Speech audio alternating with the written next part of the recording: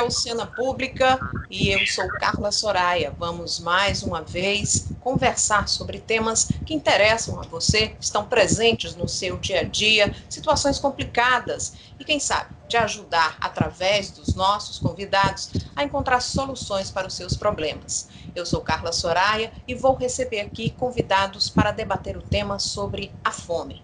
Não esqueça, nós estamos nas redes sociais, Instagram, Facebook, e você vai poder acompanhar a íntegra deste programa no YouTube da TV Ceará. Não esqueça, o nosso programa vai ao ar inédito na terça-feira e temos reprise também no domingo às 5 horas da tarde. Como eu disse, o nosso tema de hoje é a volta da fome ao Brasil, depois de 17 anos que saímos do mapa da fome. São mais de 125 milhões de brasileiros que sofrem com insegurança alimentar durante a pandemia. Esse dado foi revelado pela pesquisa conduzida pelo Grupo de Pesquisa Alimento para a Justiça. 59,3% de brasileiros passam por privações alimentares, ou seja, não comeram nem em quantidade, nem na qualidade ideal. Esses dados assustam também porque muitas pessoas que conseguiam sobreviver por conta do Bolsa Família, agora não conseguem mais. Desses beneficiários do Bolsa Família, são os que enfrentam os maiores níveis de insegurança alimentar no país, 88,2%. 35% passam fome e outros 23,5% convivem com um nível moderado de insegurança alimentar. Vamos entender esses números, o que é que significa insegurança alimentar e como é possível resolver essa situação com os nossos convidados de hoje. Eu tenho aqui para conversar conosco a minha xará, a Ana Carla Pereira, que é parte da Frente Nacional Antirracista. Como vai, Carla? Muito grata por sua participação. Obrigada pelo convite, xará. E aí a gente vai falar um pouco, né, sobre a triste realidade que a gente tem enfrentado aí nos últimos anos no nosso país. E a fome no país tem gênero, tem lugar e tem classe social, né? Então vamos falar já já sobre isso. Junto conosco também a professora Marlene Ávila. Ela é nutricionista, doutora em saúde coletiva e coordenadora do Grupo de Estudos em Segurança Alimentar e Nutricional. Como vai, professora? Muito grata por sua participação. Boa tarde, Carla Soraya. Eu que lhe agradeço pela oportunidade de participar. Eu acho que nesse momento que nós estamos vivendo, é o nosso dever estar discutindo essas questões e dando visibilidade a todos os problemas que nós estamos enfrentando no Brasil nesse momento. E para completar o nosso trio de convidados, eu recebo o Preto Zezé, que é integrante aí da CUFA Nacional, que vai nos trazer também uma abordagem da situação da população mais carente desse país. Como vai, Preto? Tudo bem, Carla? A minha amiga Carla, da Frente Nacional Antirracista, sou xará, e a todas as nossas convidadas aqui, feliz de estar aqui no Cena Pública. Eu vou começar com a professora Marlene, porque para que a gente fale da fome, da insegurança alimentar, primeiro preciso entender o que é insegurança alimentar. E ela tem vários níveis, né, professora? Leve, moderada, grave e as consequências disso. Então, primeiro vamos explicar o que é insegurança alimentar, professora. Ok. Eu vou primeiro explicar o que seria segurança alimentar, certo? A gente tem um conceito construído no Brasil de que segurança alimentar, dito de uma forma assim resumida, é a condição que as pessoas têm de acessar os alimentos adequados e seguros rotineiramente, quer dizer, todos os dias ter acesso à alimentação saudável e adequada. Essa alimentação saudável e adequada significa ser produzida de forma sustentável, né, entre outras coisas. Essa segurança alimentar e nutricional seria o estado ideal, né, da nossa população ser alimentada para ter uma boa nutrição e uma boa saúde. A insegurança alimentar, ela vai ser o oposto disso.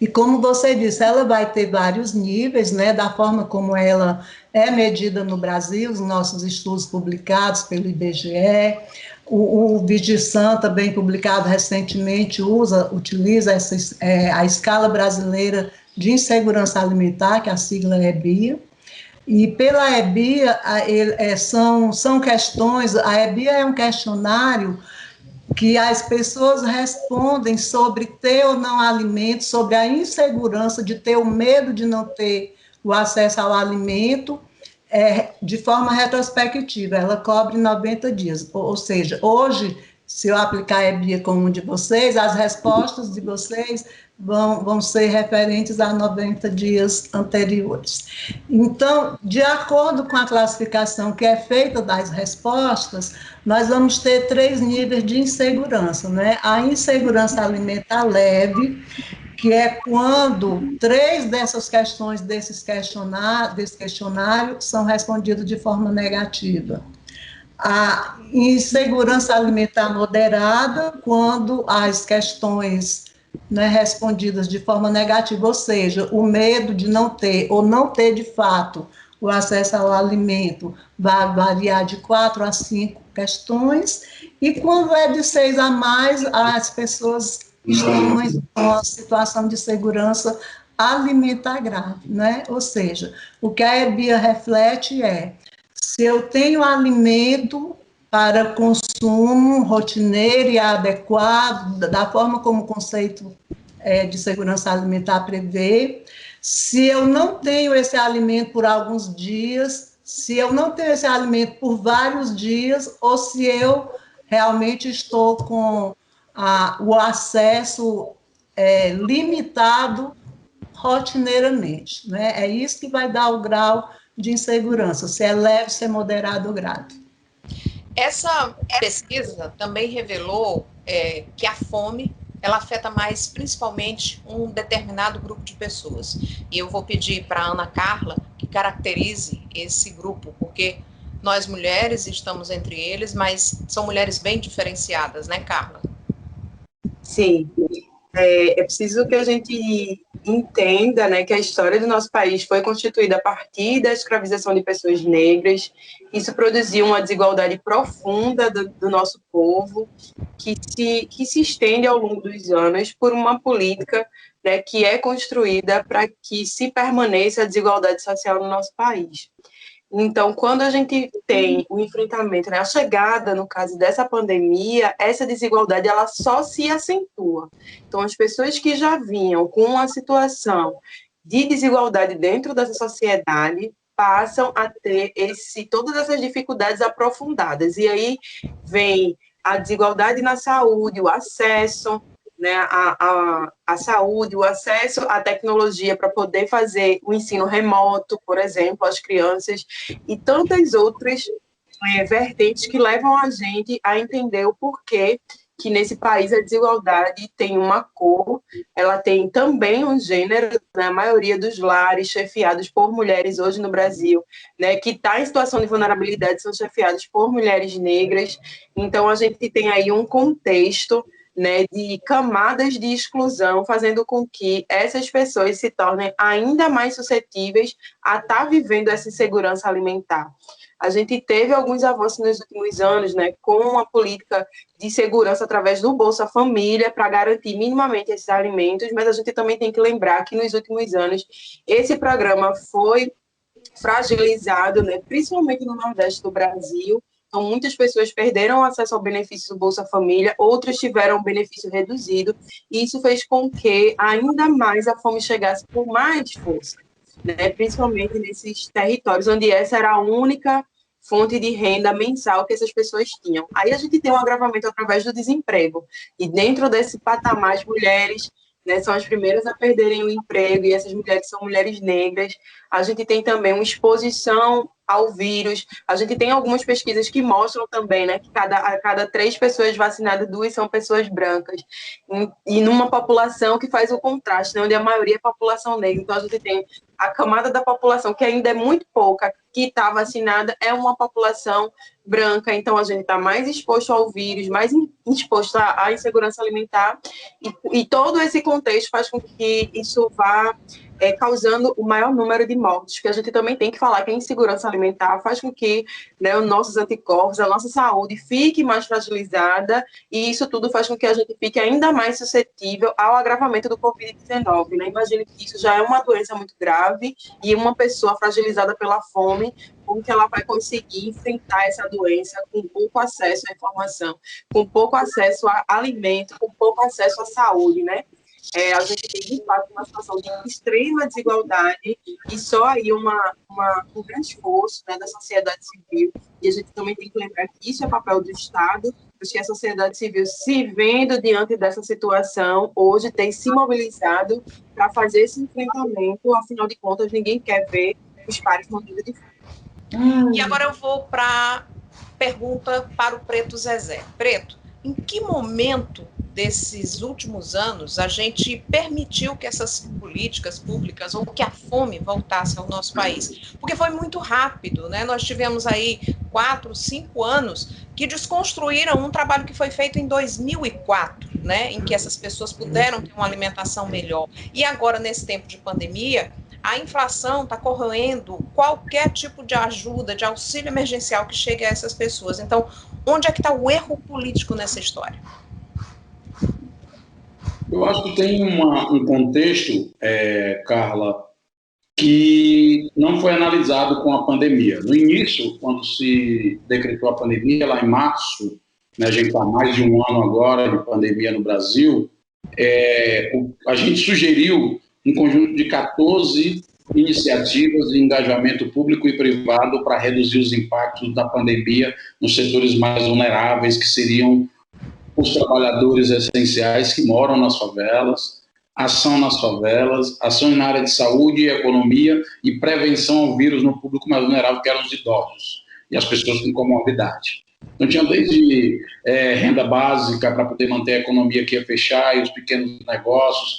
Isso em março, a gente botou esse documento. Tinha a ocupação de prédios públicos para fazer espaços de seletividade de prevenção, distribuição de máscara e tal. Então, tinha um conjunto de propostas que eram para reduzir. A gente entregou isso ao presidente da Câmara, na época, Rodrigo Maia, ao presidente do Senado, Davi Alcolumbre, entregamos ao governo federal também, no sentido de quê? De mobilizar a sociedade para isso. Prevendo que a pandemia, no primeiro momento, a gente não tinha informações, e aí eu acho que ninguém tinha, né? Nem do que aconteceu no retrovisor, né? E nem para frente o que poderia ser, porque estava tudo incerto. Então, a própria CUFA em si, ela teve que se refazer nesse processo de pandemia para poder enfrentar essa realidade nova. Quando a gente chega nesse cenário de realidade nova, a gente já tem, em março, já temos 60% da população de favela vivendo na informalidade, já temos um desemprego ali, já estava com 10, 11 milhões de pessoas desempregadas, já tinha uma situação grave ali de questão econômica gravíssima, a saúde já estava bem dificultosa, o atendimento, né?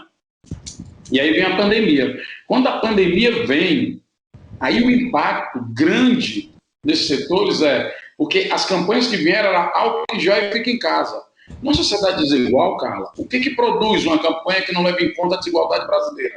Produziu que parte dos trabalhadores que hoje pegam o ônibus, o metrô, o trem, estão se arriscando para manter os serviços essenciais andando, não tinham vacina para esse povo, até hoje não tem ainda, e eles continuam se expondo, arriscando suas vidas, né? O cara, o gari, a pessoa do posto de gasolina, a menina do supermercado, o outro na farmácia, esse povo está todo aí. A grande massa hospitalar e de trabalhadores que moram nesses lugares. Então as pessoas estão convivendo o tempo inteiro com o vírus. A outra parte da sociedade já era, não tinha como mandar ela fazer isolamento social, porque ela já era isolada socialmente de direitos. Então, se você pegar 2 itens, que é mais de 65% não tem cobertura de saneamento básico, e mais de 45% na pesquisa do Data Favela que a gente realizou, não tem acesso a água e sabão, que era o básico, nem falando do álcool gel, você olha o conjunto que você tem. Nós passamos 2020 todo com esse cenário. E aí, o que amenizou a crise? Só um adendo nessa questão. Você reforçou aí que se dizia muito, fique em casa, use álcool em gel. Mas em que casa, né? Como essa casa estaria? Porque muitas vezes a gente tem aqui famílias que são de 10, 12, 15 pessoas morando num único cubículo, né? Então já tinha também esse problema para se somar. Então, dentro da crise estrutural brasileira, da desigualdade, a questão habitacional também. Mas tinha um elemento interessante que foi o auxílio emergencial, que a sociedade conseguiu pressionar o governo e o Congresso para subirem para 600, porque era só 200, e o grande volume de doações. Você tem ideia? Só a CUFA mobilizou 180 milhões de reais, articulou mais de 5 mil favelas e atendemos quase 6 milhões de pessoas. E a maioria mulheres, que as mulheres, dentro do cenário da favela, principalmente as mães solteiras, elas são a parte mais vulnerável. E agora, com os filhos fora da escola e com os idosos em casa, elas viram ainda uma situação de agravamento da condição social. E aí, naquela época, as doações e o auxílio deram uma amenizada nessa situação. Quando a gente vira para 2021, qual é o cenário que a gente tem? Uma ideia de que a gente ia superar, uma ascensão de que ia virar o jogo, mas não. A gente entra em 2021 com todas essas questões agravadas, com o fim do auxílio emergencial de dezembro, que só veio se pagar agora em abril, ou seja, 3 meses acumulado, o sistema de saúde em colapso, gente morrendo em casa, e é muita gente morrendo em casa, deixando parentes e filhos, maridos ou esposas contaminados, e a queda das doações, que agora a gente foi obrigado a relançar uma nova campanha, Panela Cheia, junto com a Frente Nacional, Gerando Falcões, organizações de empresários como a União SP e a Chancela da Unesco, para poder dar uma oxigenada no movimento de doação. E agora a questão da fome é inevitável vir, não mais só, Carla, para o público que a gente tinha lá atrás, que estava fora de programa social, na linha da pobreza e tal, mas para o cara que tinha um negócio mais ou menos desorganizado na quebrada e quebrou o seu negócio. O cara que vendia o açaí, vendia o pastel, tinha um restaurantezinho, uma loja, uma boutique, um salão de cabeleireiro, essa pessoa quebrou. Tem gente vendendo os pertences na rede social para trocar por comida. E hoje a fome chegou de uma maneira, né, só nos nossos cálculos, tem mais de 20 milhões. Por isso que a nossa meta, inicialmente, é arrecadar 2 milhões de cestas básicas para alimentar 10 milhões de pessoas. Essa questão aí, eu lembro também dos músicos, né? Eu fiz várias entrevistas com músicos que venderam seus instrumentos para poder conseguir comer, né? E tem outra questão que eu vou tocar com você mais à frente, porque é a redução das doações, ou seja, muitas dessas pessoas que estão quebrando ou quebraram durante essa pandemia eram algumas das que ajudavam ano passado, porque tinham condições, né? Mas a gente volta já para essa questão, porque eu vou voltar para a professora Marlene Ávila, e ela como nutricionista, eu queria, professora, que a senhora relatasse para quem está nos acompanhando como é que a fome interfere no dia a dia dessas pessoas, né? Se eu passo um dia sem me alimentar, como é que o meu corpo reage? Se eu passo uma semana com privações alimentares, como é que ele vai se comportando? E se eu passo mais de um mês sem comer de forma correta, né? O que é que isso pode agravar no meu dia a dia? Pronto. É assim, Carla, dependendo de quanto você está exposto à fome, né, você colocar em termos de dias, uma semana, o seu organismo vai reagir de forma diferente, dependendo dessa duração dessa exposição, né? A exposição por um longo tempo à fome, aí pelos nossos, conforme a gente estava falando anteriormente, isso já configura uma situação de insegurança alimentar grave, dependendo do ciclo de vida, né? Porque nós vamos ter aí crianças, adolescentes, jovens, adultos e idosos, dependendo do ciclo de vida, as consequências vão ser diferentes ou mais ou menos graves, né? Numa criança vai significar déficit de crescimento, se muito prolongado, déficit de desenvolvimento, entrando aí o cognitivo, o intelectual, né?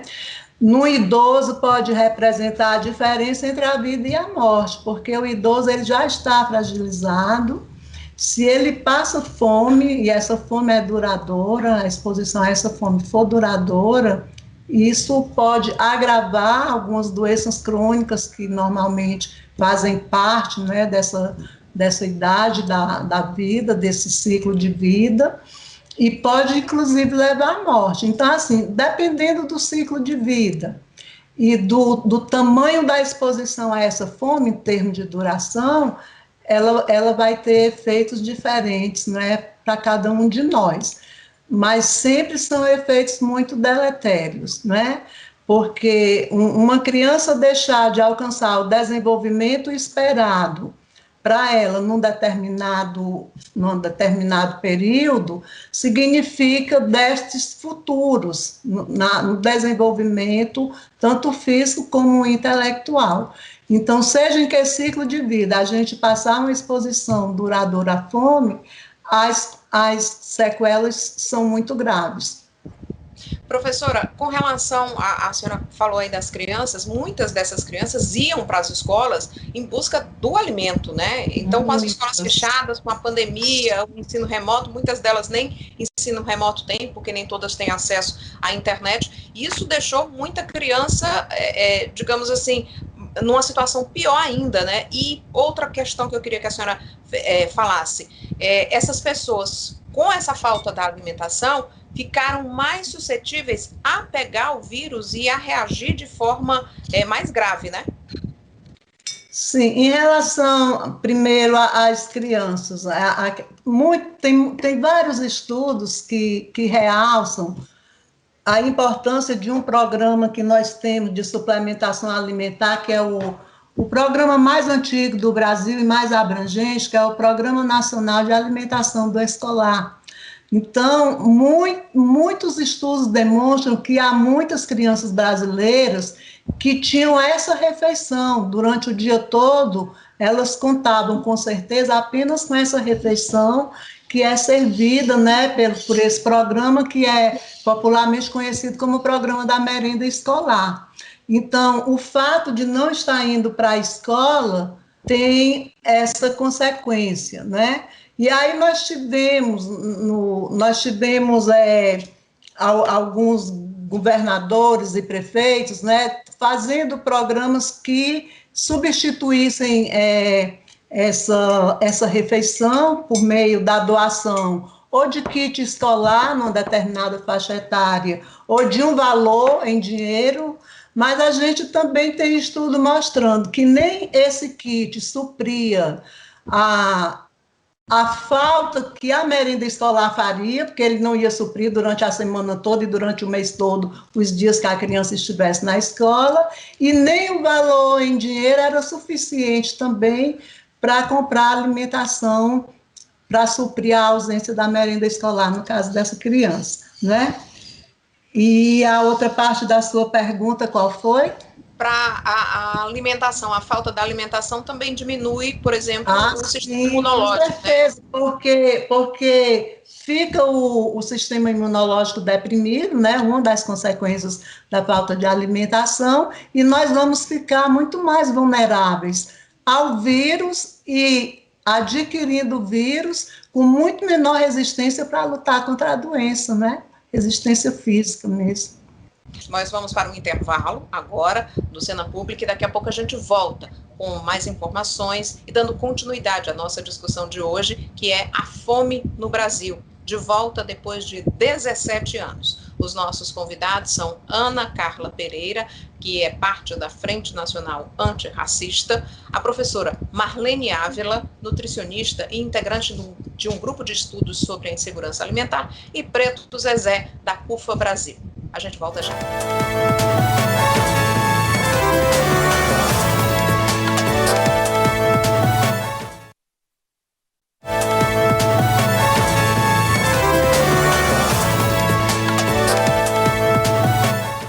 Estamos de volta com o Cena Pública. Hoje o nosso tema é o retorno da fome a muitas famílias brasileiras depois de 17 anos. A última vez que se falou sobre a fome foi em 2004, quando o país saiu do mapa da fome. Os nossos convidados hoje são a professora Marlene Ávila, nutricionista e que integra um grupo de estudos sobre insegurança alimentar aqui da Universidade Estadual do Ceará, Ana Carla Pereira, que é parte integrante da Frente Antirracista, Frente Nacional Antirracista, e o Preto Zezé, que é da CUFA Brasil, presidente da CUFA Brasil. Carla, como é que as mulheres chegam até a Frente Nacional Antirracista, né? São elas que sofrem mais, são elas que perdem os empregos primeiro, e elas acabam sendo maioria no Brasil, e infelizmente são as principais afetadas. Mulheres, mães solteiras, nordestinas, negras. Como é que vocês dão suporte a esse tipo de público que procura vocês? É importante falar que a Frente Nacional Antirracista é uma organização guarda-chuva, né? Que compõe ali com 600 organizações que já trabalhavam com diversos temas de enfrentamento às desigualdades sociais e raciais no Brasil há muitas décadas.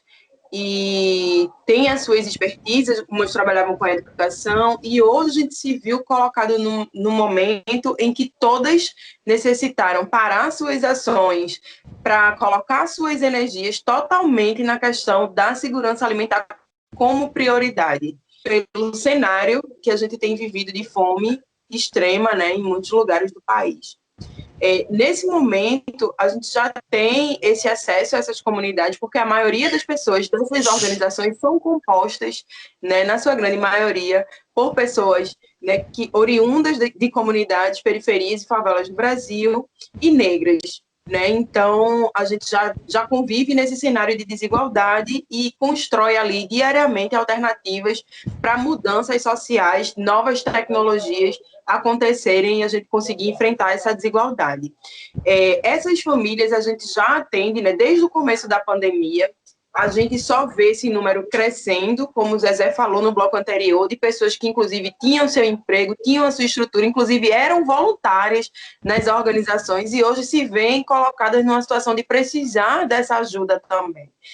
E isso tudo tem sido muito desafiador, mas não trazendo para um lado romântico, né? A gente tem que falar como isso causa o adoecimento mental da população brasileira, o quão triste é você chegar numa casa e ver uma mãe dizer que está 2, 3 dias e só tinha arroz para comer com 3 crianças dentro de casa há dias. É muito doloroso.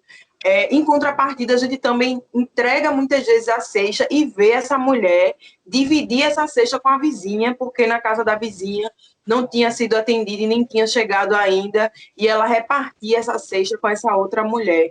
Então, a gente tem vivido cenários caóticos e, sem dúvida, a gente vai precisar aí de muitos planos, né, na saúde pública, no SUS, para o tratamento de saúde coletiva, e aí a gente tem que falar sobre saúde mental nas favelas e periferias, porque isso não tem, né, as pessoas não têm acesso ao tratamento, e aí a gente pode falar de vários, né, ansiedade, crise do pânico, né, todos os transtornos daí causados diante do medo, da insegurança, da incerteza, do abandono, da sensação de vulnerabilidade extrema em que essas pessoas estão sendo jogadas cada dia mais.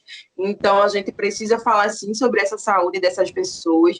Essas mulheres hoje, principalmente, né, as que têm filhos, são colocadas numa situação de tensionamento diário, porque elas estão com as crianças em casa, né, sem escola, a gente precisa falar que não existe, né, uma grande rede de apoio provida pelo Estado, então elas têm ali que se organizar enquanto, né, referências ancestrais de quilombo mesmo, para poder superar essas desigualdades, porque no mesmo lado em que essa escola não está funcionando e essa criança está em casa, a patroa, né, ou os patrões não permitem que essa pessoa esteja em casa para cuidar dessas crianças. Então, muita criança também em situação de vulnerabilidade, sem, né, um acompanhamento de um adulto, porque essa mãe ou trabalha, ou ela fica com o filho, e como é que ela vai dar de comer essa criança? A gente tem um caso muito emblemático aqui em Recife, que é a morte de Miguel, né, que Mirtes levou ele para o trabalho, uma mulher que estava ali dia a dia como doméstica, não teve, né, dispensa, pegou Covid na casa dos patrões e ainda teve que perder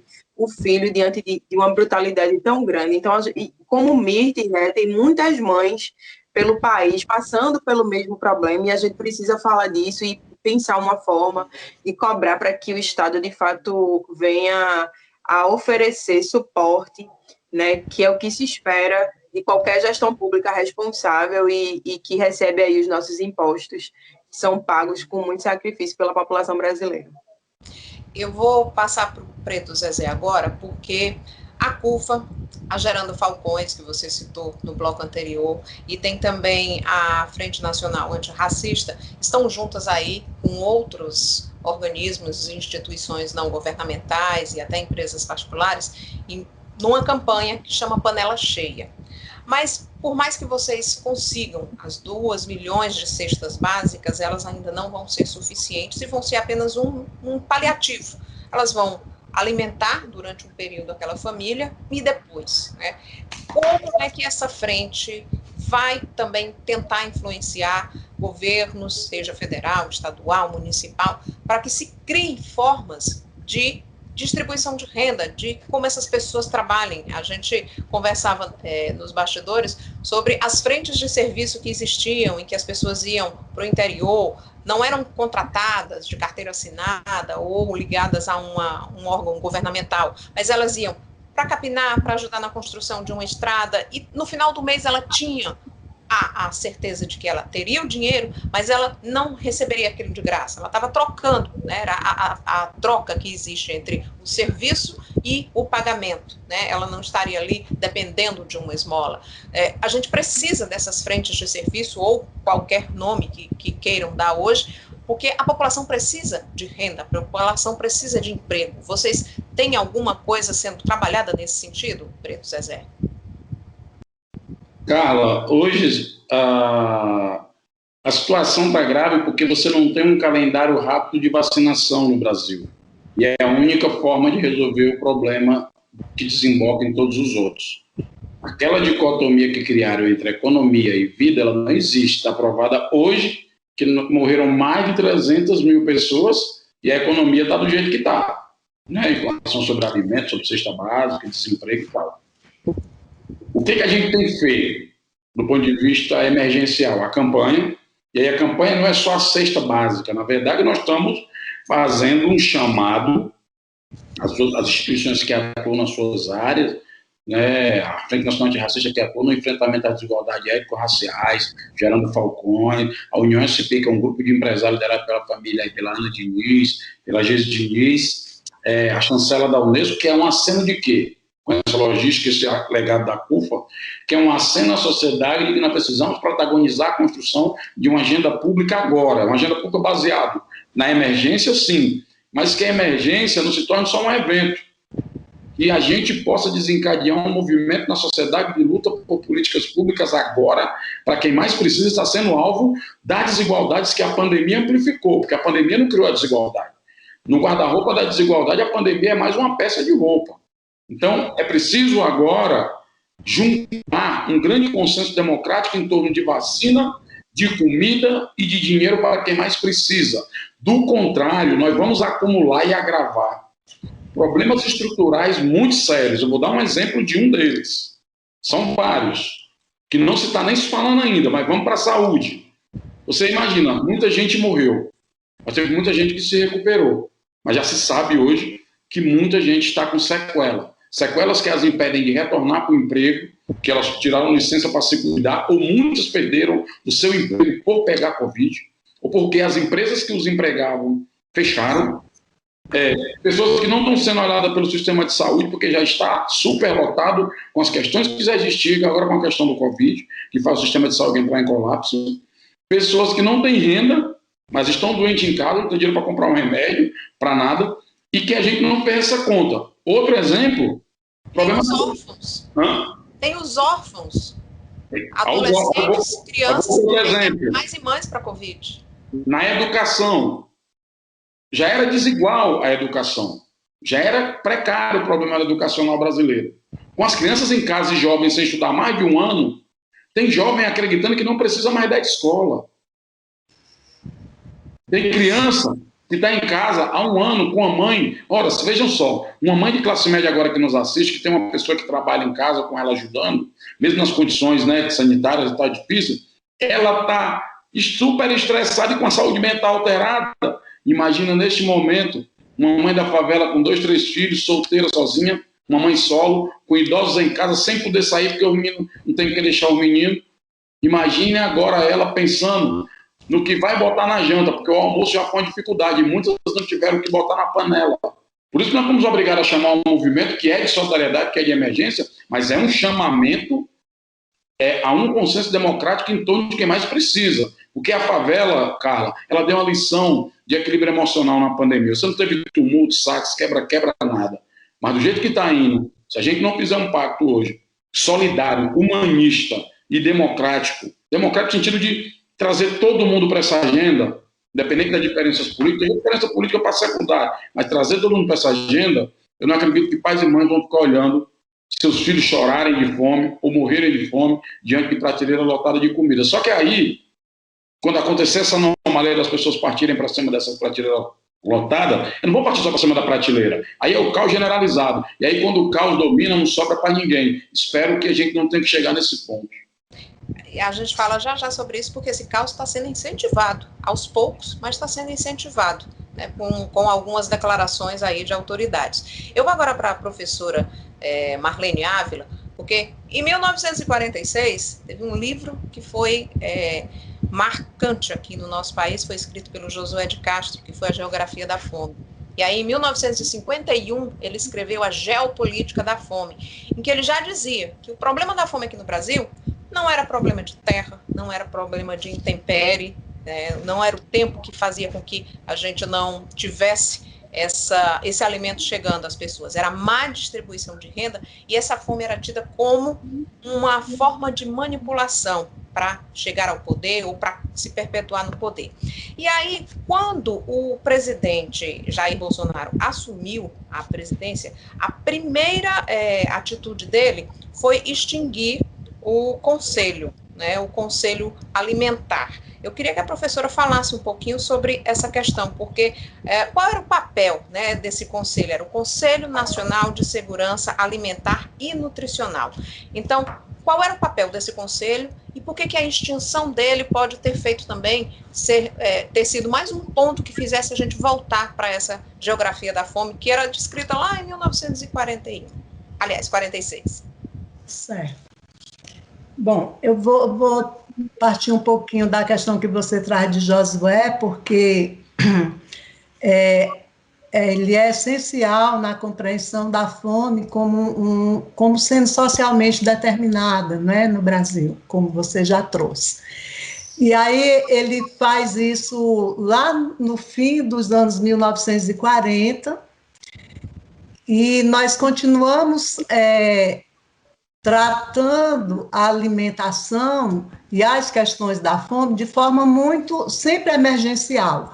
O Brasil, ele sempre tratou a questão da fome não da forma estruturante, ou seja, indo na causa e pensando políticas que resolvessem a causa dessa fome, mas sempre tratando das consequências. Os programas de suplementação alimentar, os programas de auxílio financeiro, tudo isso vai tratar da consequência, mas não vai resolver o problema, né? Então, mesmo Josué de Castro tendo feito lá nos anos 40 já essa demarcação, o Brasil continuou caminhando assim até a gente chegar nos anos 2000, que é quando nós vamos ter, na primeira vez, lá em 2004, um programa que pensava algumas políticas estruturantes, né? Ou seja, estruturantes que iam tentar resolver a causa. E aí é nesse contexto que nós vamos ter a reativação, estou falando reativação do Conselho de Segurança Alimentar e Nutricional, porque ele tinha sido criado inicialmente no governo do Itamar Franco, quando o Itamar Franco solicitou um estudo para mostrar o número de brasileiros que passavam fome, né? E, em decorrência disso, ele trouxe para a discussão a sociedade civil, representada na época por alguns segmentos, e dentro desse movimento foi fundado o Conselho de Segurança Alimentar e Nutricional, que é exatamente um dispositivo que permite que a sociedade civil participe dessa discussão, ajude a elaborar a política, né, no encaminhamento das questões. E esse conselho foi inativado, né, quando o ex-presidente Fernando Henrique Cardoso assume. Quando o presidente Lula assumiu, ele reativou, dentro da política de combate à fome, né, chamada no programa no governo dele de Programa Fome Zero, uma das primeiras medidas foi de novo fundar o Conselho, né, de novo trazendo a sociedade civil para participar. E a importância desse conselho, ela é fundamental porque ele é um órgão de assessoramento ao presidente da República, um órgão direto de assessoramento do presidente no nível da União, e no nível dos estados e municípios, do governador e do prefeito, em relação a essas questões relacionadas à alimentação. E o CONSEA, ele é um conselho um pouco diferente dos outros conselhos das políticas sociais, porque ele é paritário, o mesmo número de representantes do poder público é também da sociedade civil, 50% a 50%. E ele tem esse papel de discutir junto ao presidente, de levar as demandas vindas das conferências de segurança alimentar para encaminhar as políticas. Então, extinguir o CONSEA no nível nacional é um sinal claro, né, da falta de prioridade que esse atual governo dá a essa questão, né? Porque continuam a funcionar os conselhos estaduais e municipais, mas aquele conselho central que ia alimentar lá no nível da União deixou de existir, né? E isso vocês estavam falando aí do que essa nossa última pesquisa aí mostrou, né? A segurança alimentar tem cor, tem gênero, né? Então, assim, a gente precisa ver que, como a pandemia, esse estudo, ele mostra muito como a pandemia expôs a injustiça social desse país, né? Como ela demonstra essas desigualdades em que sempre essa população que foi, como o Josué dizia, que era uma forma de dominação, de manipulação, de dominação de poder, como isso se mantém e a pandemia está mostrando, evidenciando isso muito claramente, quando ela mostra quem são os mais atingidos, né? Quem mais está morrendo, né? E agora os estudos mostrando onde é que está se localizando essa fome. Historicamente, ela sempre foi no Norte e no Nordeste, continua sendo. Só que agora a gente está vendo no Norte e no Nordeste quem são os mais atingidos, né? São as mulheres, são os lares chefiados por mulheres, quem tem uma baixa escolaridade, as pessoas pretas e pardas, né? Então, assim, são desigualdades dentro da enorme desigualdade regional, nós vamos ter as desigualdades dentro de cada região, dentro de cada cidade, enfim. É um dominó, né, aí. Já passa, então, para o Preto Zezé, porque eu pediria agora, como a gente já está chegando quase no final, Preto, para que você fale sobre a campanha, as pessoas que quiserem doar, como elas podem doar. Em cada estado vocês têm pontos para arrecadar essas doações, né? E daqui a pouco eu falo com a Carla. Temos sim, Carla. Em cada estado tem. Para você doar, você entra no site www.panelacheia.com.br. Lá você vai encontrar botões para doar para as organizações que você mais simpatizar. E esse site é específico para doações financeiras. Mas se você quiser doar itens, você vai na base dos estados, lá também tem o endereço das organizações, em cada lugar onde elas estão, e faz a doação. E é uma coisa interessante, cara, desse processo da doação, do ponto de vista do engajamento, é que é legal você ver um momento difícil, né? Porque a economia está difícil, aí as doações também seguem o mesmo curso, mas a gente já chegou a mais de 8 milhões de reais, mas o mais importante não é o valor financeiro. O mais importante é que você tem desde uma empresa, uma pessoa que tem mais dinheiro, até uma tiazinha que vai lá na base da CUFA deixar um pacote, 1 quilo de arroz e uma lata de óleo. Isso é assim, uma coisa extremamente inspiradora, que fortalece. É um momento que a gente sabe de muita dificuldade, de muitos problemas, inclusive com essa coisa do luto. O Brasil vai ter que passar por esse processo por não ter direito a se despedir das suas pessoas amadas e queridas devido a essa Covid. É um tempo de crise em várias áreas, em vários lugares, mas esse momento ele traz um balão de oxigênio para a esperança, não somente como uma palavra de ordem, mas como um movimento permanente. E tem, inclusive, um movimento mais forte do que o próprio vírus. E é isso que a gente está apostando, que a solidariedade se torne um movimento permanente e mais forte do que o próprio vírus.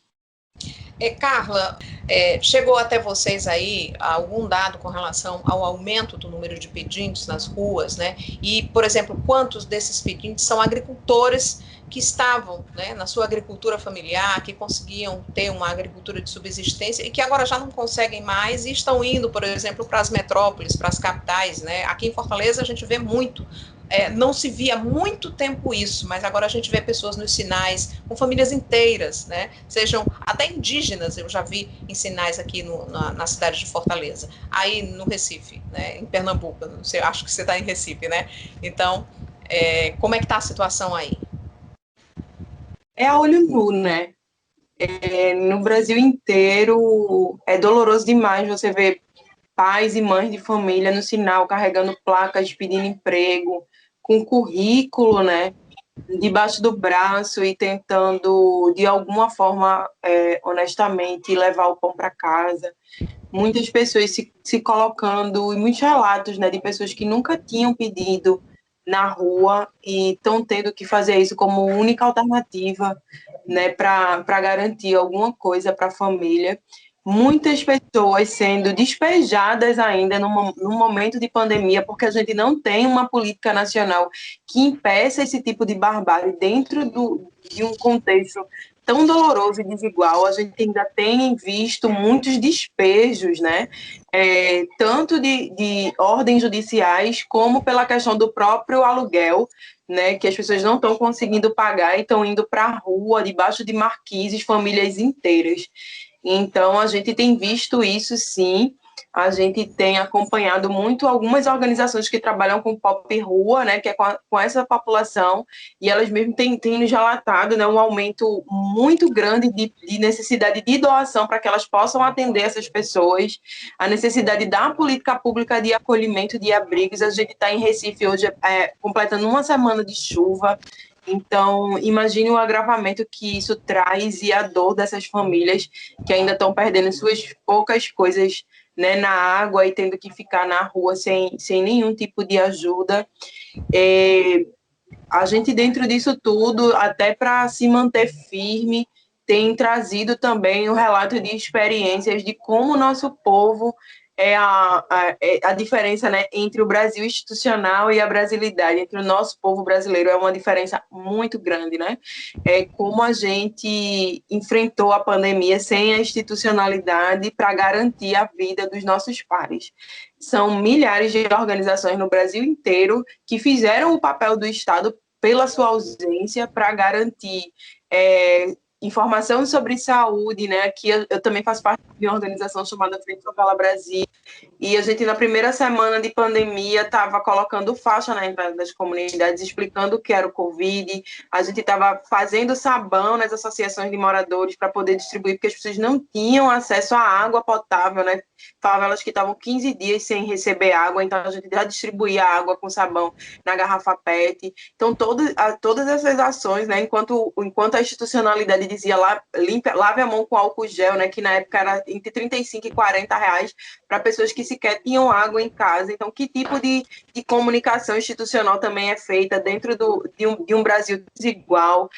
Não é só sobre o alimento, mas é sobre o contexto inteiro que faz com que as pessoas se vejam dentro de um ônibus lotado, né, e vejam gestores públicos dizer que a gente não pega Covid dentro de ônibus, né, que é muito rápido o transporte.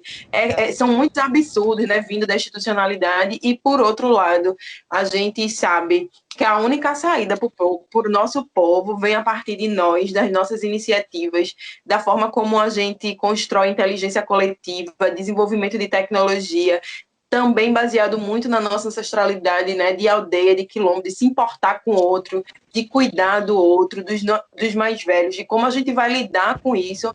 Essa é a única maneira que eu acredito que é possível fazer um dia política pública de verdade para as pessoas. É a partir desse território, com essas pessoas gerindo esse país, que sabem o que é fome, como muito bem disse Carolina de Jesus, esse país precisa ser gerido por alguém que já passou fome. A gente tem aí tantas referências de intelectuais importantes para nós, como bem foi citado aqui Josué de Castro, nosso Milton Santos, né, que tanto falou sobre isso. E até quando a gente vai viver numa sociedade, né, tão egoísta, a partir de uma institucionalidade que tem aí se perpetuado pela desigualdade, né? Essa desigualdade faz com que essas pessoas estejam nesse lugar hoje. Então, a gente, sim, na Frente Nacional Antirracista, pensa para além dessa ação, né, de emergência. A gente hoje tem construído e pensado formas de avançar em uma agenda econômica construída a partir do povo, e para que a gente tenha, de fato, a redução dessa desigualdade, precisa pensar uma agenda econômica de 22 com o povo participando do processo de decisão, porque se não fosse esse mesmo povo, eu não sei o que seria do Brasil diante desse Covid-19. Então, a solução só vai vir a partir de nós, e é preciso a gente poder contar também um com o outro, e desde já eu agradeço o espaço, todo o trabalho que a imprensa tem feito para levar, para ecoar nosso trabalho em todos os cantos aí do Brasil. Agradeço muito também a professora que tem enfrentado aí, né, tanto descrédito da ciência. Muito obrigada pelo trabalho que vocês fazem brilhantemente nas universidades públicas brasileiras. Sou oriunda também da universidade pública, sou especialista em gestão pública e historiadora, então tenho muito orgulho da ciência do nosso país. E vamos embora, vacina e panela cheia. Nossa, eu fico arrepiada ouvindo você falar, Carla. Eu vou pedir para a professora fazer as considerações finais, mas eu vou pedir para você, Carla, a gente perdeu o contato com o Preto Zezé, mas repita, por favor, quem quiser fazer a doação, porque você faz parte desse grupo, né, o Gerando Falcões, a CUFA, a Frente Nacional Antirracista, o Panela Cheia, né, quem quiser contribuir com o Panela Cheia, como faz? A gente tem um site, www.panelacheia.com.br. Lá a gente tem 3 organizações gerando falcões, a gente tem a CUF, a gente tem a Frente Nacional Antirracista. Então você pode escolher a organização que você quer doar. A gente tem trabalhado muito para poder levar isso nos lugares que mais têm precisado da nossa ajuda, e construindo voluntariado com essas pessoas que também, né, estão nessa construção. Então, a gente pede muita doação de vocês. A gente também está em todas as redes sociais, para quem quiser acompanhar também as doações, onde elas estão chegando, ver algumas dos nossos trabalhos anteriores à pandemia, e que a gente consiga, a partir daí, criar uma agenda coletiva da nossa sociedade, junto com todas vocês, né, mulheres aí tão fortes que estão aí desbravando nesse Brasil afora, e a gente conta com essa força, com esse apoio de todos os telespectadores. Se você não puder doar, se a sua situação financeira não estiver boa, você também pode ajudar, tanto sendo um voluntário, divulgando nas suas redes sociais, mostrando para os seus amigos, botando nas suas redes de contato, né? Porque a gente sabe que nem todo mundo tem conseguido doar, mas você pode sim usar, né, a sua força para divulgar e fazer com que isso chegue em alguém que possa doar. Então a gente conta com todo mundo agora pode estar junto nessa panela cheia. Vamos nos unir. Professora, suas considerações finais para a gente encerrar o programa, por favor. Ok. Em primeiro lugar, quero agradecer a Ana Carla pelas palavras, né? De fato, a gente tem enfrentado, né, muita negação do conhecimento científico e da ciência nesse contexto que a gente vive. E aí eu queria só fazer assim um breve resgate para a gente. Nós estamos falando aqui do agravamento da fome, da consequência, uma coisa incidindo sobre a outra, né? Fome e pandemia.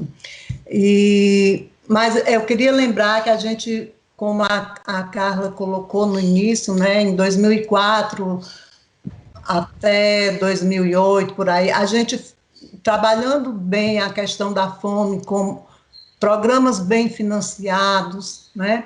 Não completamente, mas bem financiados, a gente tinha, de fato, conseguido sair do mapa da fome da FAO. No entanto, nós retornamos para esse mapa da fome, né? O que significa que 5%, pelo menos, da população brasileira hoje passa fome. Então, isso é muita gente passando fome, né, dentro de uma população de mais ou menos 211 milhões de habitantes. E aí a gente vê que é uma consequência de várias crises. Crise social, né, a crise política que a gente vinha já vivenciando até antes de 2016. Em 2016, nós vamos ter a emenda constitucional 95, que foi um golpe grande nas políticas sociais. Então, nós estamos vivendo um processo de desmonte de políticas sociais, né? Uma realidade em que o que está imperando são as necropolíticas, é a negação da vida, a negação do direito de viver, do direito de viver bem. Muito grata, eu quero avisar os nossos espectadores, as pessoas que nos acompanham aí nas redes sociais também, no YouTube e aqui na TV Ceará.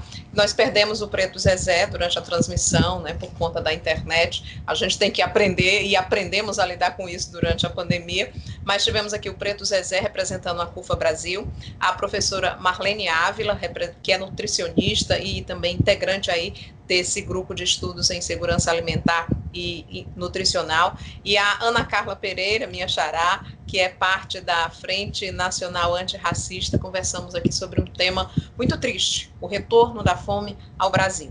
Eu agradeço a vocês duas, agradeço ao Preto Zezé, que não pode estar mais conosco aqui por conta da conexão da internet, mas você que está em casa, se quiser rever esse programa todo, você que é professor, quiser discutir isso com seus alunos, o nosso programa vai ficar na íntegra no YouTube da TV Ceará e você pode acessar quantas vezes quiser. O programa inédito vai ao ar na terça-feira e tem reprise às 5 horas da tarde na TV Ceará, aqui, canal 5.1.